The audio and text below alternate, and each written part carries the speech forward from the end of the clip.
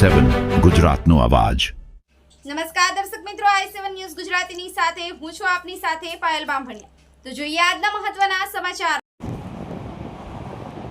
આ તો કેવો છબરડો! પ્રધાનમંત્રી આવાસ યોજના લાભાર્થીઓના નામ જુદા અને બેંક ખાતા નંબર પણ અલગ।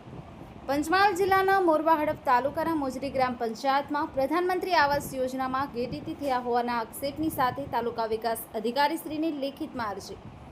મળતી માહિતી અનુસાર પંચમહાલ જિલ્લાના મોરવા હડફ તાલુકાના મોજરી ગામમાં એક કિસ્સો એવો આવ્યો છે કે પ્રધાનમંત્રી આવાસ યોજનામાં લાભાર્થીના નામ અલગ અને અન્યના ખાતામાં નાના ફાળવી દેવામાં આવ્યા અને ઉપાડી લેવામાં આવ્યા તેવો આરોપ લાભાર્થીના પતિ દ્વારા કરવામાં આવ્યો છે। ભારતના યશસ્વી પ્રધાનમંત્રીનું એક લક્ષ્ય રહેલું છે કે ભારતનો કોઈ પણ વ્યક્તિ ઘર વિહોણા ન રહે, તે માટે પ્રધાનમંત્રી આવાસ યોજના અમલીકરણમાં મૂકવામાં આવ્યું છે।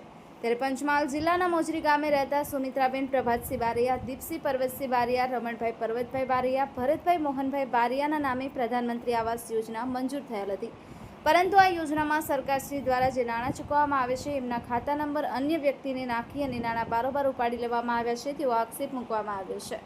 એક બાજુ ગુજરાત સરકારના મુખ્યમંત્રી દ્વારા તમામ પ્રકારની ઓનલાઈન કામગીરી કરવામાં આવી રહી છે, ત્યારે બેંક એકાઉન્ટ જેવી ગંભીર ભૂલો કેમ થઈ હશે એ પણ એક મોટો સવાલ છે। સુમિત્રાબેનના પતિ પ્રભાતસિંહ મોહનભાઈ બારૈયા દ્વારા અંગે તાલુકા વિકાસ અધિકારીને લેખિતમાં અરજી આપવામાં આવી છે। હવે જોવાનું એ રહ્યું કે ગરીબના હકનું કોઈ અન્ય વ્યક્તિ લાભ ઉઠાવી જાય છે કે પછી ગરીબોના ન્યાય મળશે એ તો એસી ઓફિસમાં બેઠેલા અધિકારીઓને ખબર।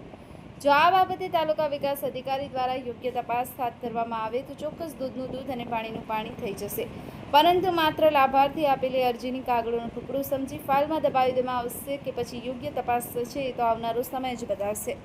Bureau report i7 news Gujarati, Panchmahal.